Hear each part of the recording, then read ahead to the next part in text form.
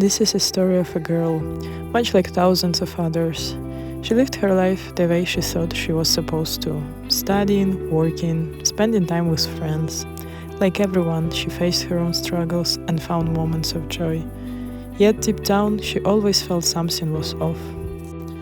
She wasn't living the life she truly wanted, but the one society expected of her. Maybe it was because of the country she was born in, where people often follow the conventional path, leaving little room for the desires of the soul.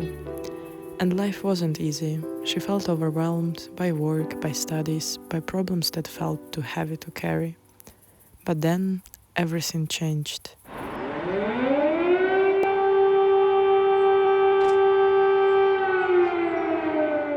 One terrible day, war came to her country. Like everyone else, she was scared for her life. And in that moment, when she faced the possibility of death, she realized just how much she wanted to live, really live. She thought about all the things she hadn't done yet, the dreams she hadn't chased, and she knew she couldn't wait any longer. When she escaped the war and reached a place of safety, she made a promise to herself to live fully. She wouldn't worry about what others thought, wouldn't let small problems hold her back.